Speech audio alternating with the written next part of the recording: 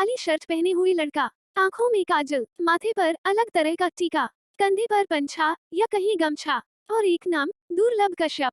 Facebook पर तलाशेंगे तो इस नाम के कई अकाउंट्स, पेज और ग्रुप सामने आ जाएंगे। लेकिन सबसे जरूरी बात, दुर्लभ कश्यप नाम का ये लड़का, जो अब दुनिया में नहीं है, गैंगवॉर में मारा जा चुका है। मरने के बाद उसकी इतनी फैन फॉलोइंग क्यों? उज्जैन के रहने वाले दुर्लभ का नाम चल जाने के पीछे का किस्सा क्या है? एक एक कर सारे पन्नों को पलटते हैं। हाथ उठाया और सोशल मीडिया पर हिट हो गया। साल 2018 की बात है। 2 महीने बाद मध्य प्रदेश में विधानसभा चुनाव थे। उज्जैन के तत्कालीन एसपी सचिन अतुलकर एक प्रेस कॉन्फ्रेंस कर रहे थे। सचिन अतुलकर, जो अपनी तस्वीरों और फिटनेस के चलते सोशल मीडिया पर खुद भी आए दिन वायरल होते रहते हैं, लेकिन वो किसी और के वायरल होने का दिन था। दुर्लभ और उसके कुछ साथियों की मीडिया के सामने परेड कराई गई। सचिन अतुलकर की कोशिश थी कि चुनाव से पहले पेशेवर अपराधियों को नियंत्रण में कर लिया जाए। उस वक्त दुर्लभ 18 साल का भी नहीं था। मीडिया वाले उसके चेहरे से अनजान थे। प्रेस कॉन्फ्रेंस में से एक पत्रकार ने सवाल किया, इन लड़कों में से दुर्लभ कौन है? अतुलकर का जवाब आया, वो खुद हाथ उठाकर बताएगा।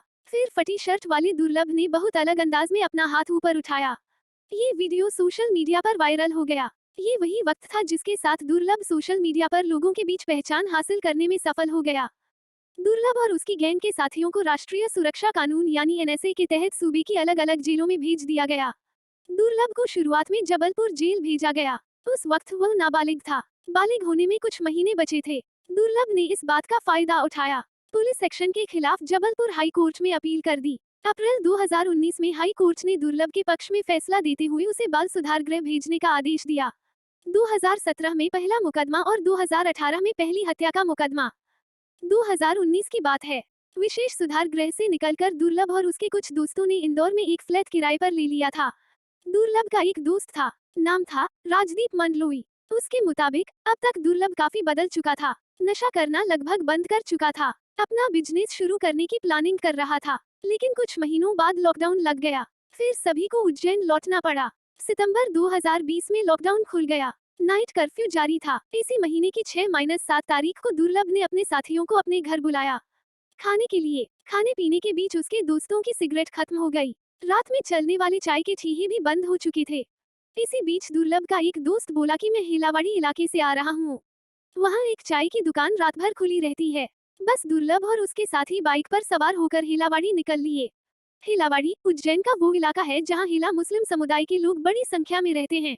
यहाँ दुर्लभ का एक विरोधी गैंग भी सक्रिय हुआ करता था। इस गैंग ने अपना नाम रखा था कुत्ता कमीना चीज। शॉर्ट फॉर्म खुद को इस गैंग के सदस्य के केसी ग्रुप कहते थे।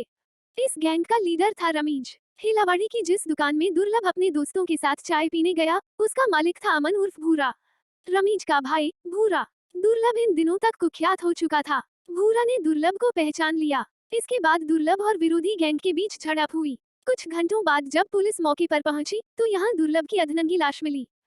पोस्टमार्टम रिपोर्ट के मुताबिक दुर्लभ को 30 से ज्यादा बार चाकू से गोदा गया था। दुर्लभ की मौत के बाद उसकी अंतिम यात्रा सोशल मीडिया पर एक इवेंट की शक्ल ले चुकी थी। जो लोग अब तक दुर्लभ से मिले भी नहीं थे, वो उसकी अंतिम यात्रा में शामिल हुए। सोशल हैंडल्स से अंतिम यात्रा का लाइव किया गया। सोशल मीडिया पर दुर्लभ का वजन कुछ इतना बढ़ा दिया गया कि उसकी असली इमेज ही छिप गई।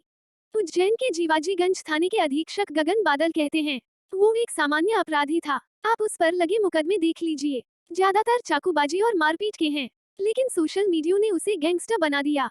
कैसे बना कुख्यात? इन सब के बीच एक जरूरी सवाल जो आपके मन में भी आ रहा होगा, दुर्लभ कश्यप के साथ कुख्यात जुड़ा कैसे? साल 2001 में पैदा हुए दुर्लभ का बचपन बहुत अच्छे माहौल में नहीं बीता।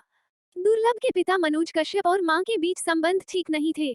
माँ बाप दोनों एक दूसरे से अलग रहते थे। दुर्लभ अपनी माँ के साथ रहता था। उज्जैन के एक नामी स्कूल में पढ़ रहा दुर्लभ 10वीं तक आते आते नई राह की खोज में जुट गया। नतीजा ये हुआ कि उसका पढ़ाई में मन नहीं लगता। 10वीं में फेल हो गया। साल था 2016। उज्जैन में सिंगस्त का आयोजन था। यहीं से दुर्लभ का उभार शुरू हुआ। उज्जैन के फ्रीगंज से हर साल 26 जनवरी को दुपहिया वाहन रैली निकाली जाती है। दुर्लभ भी इस रैली में शामिल हुआ था। डीजे, खाने पीने के इंतजाम की जिम्मेदारी दुर्लभ पर थी। गणतंत्र दिवस की शुभकामना वाले पोस्टर भी छपवाए गए थे, जिसमें दुर्लभ की फोटो थी। पॉपुलैरिटी के बीच एक सनक जिंदा हो रही थी, स्थानीय बदमाशों में अलग दिखने की। दुर्लभ ने हर छोटे बड़े बदमाश से मेलजोल बढ़ाना शुरू कर दिया था। मुलाकात हुई हेमंत उर्फ बोखला से। फिर दुर्लभ अपराध के रास्ते पर चल पड़ा। फोटो खींचवाने का शौकीन था दुर्लभ। फरवरी 2017 में दुर्लभ पर पहली बार पुलिस ने मामला दर्ज किया था।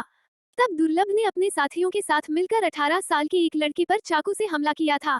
इस घटना में सामने वाले लड़के को कोई खास चोट नहीं आई थी। पुलिस के मुताबिक उज्जैन का दानी गेट इलाका डागर और टाक परिवार के बीच दबदबे की लड़ाई का गवाह रहा है। इस लड़ाई की मुख्य वजह है उज्जैन में कार्तिक मेले में उठने वाला पार्किंग का ठेका। हेमंत बोखला के जरिए दुर्लभ डागर परिवार के करीबी राहुल किलोसिया के कांटेक्ट में आया था। किलोसिया को अपना कारोबार चलाने के लिए लड़कों की जरूरत थी। दुर्लभ और उसके साथियों को पनाह दी जाने लगी। किलोसिया ने उज्जैन के बाहरी इलाके में मौजूद एक फार्म हाउस को दुर्लभ और उसके साथियों के खोल दिया था। गैंग के लड़के यहां आते और शराब गांजे के नशे में डूब जाते। बदले में ये लड़के किसी भी वारदात को अंजाम देने के लिए तैयार रहते थे। दुर्लभ पर जनवरी 2018 में पहली बार हत्या का मुकदमा हुआ था। 11-12 जनवरी की दरमियानी रात दुर्लभ और उसके साथियों का आमना सामना टाक परिवार से जुड़ी कुछ लड़कों से हुआ। कई घायल हुए। दोनों गुट अपने अपने साथियों को लेकर उज्जैन के सिविल अस्पताल पहुंचे। यहाँ फिर से दोनों गैंग आपस में टकरा गए।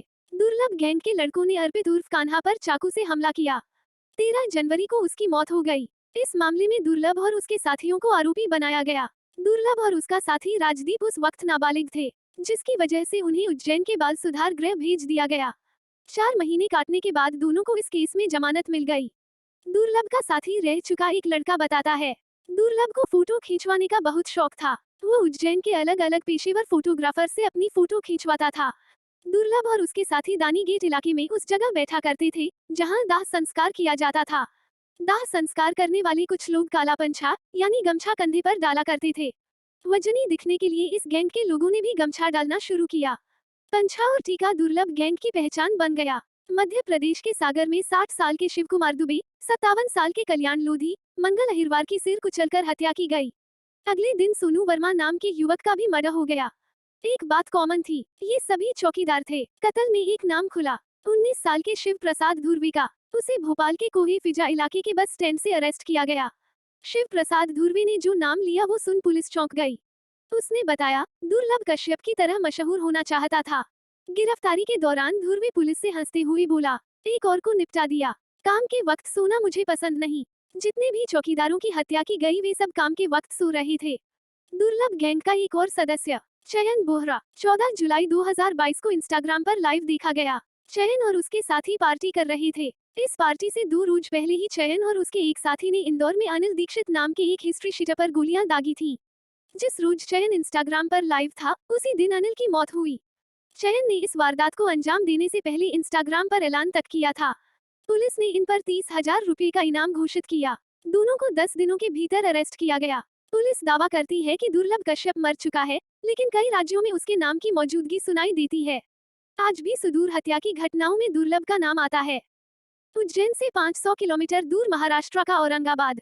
फरवरी 2022 पुलिस को शिकायत मिली कि शुभम नाम के युवक पर हमला किया गया है।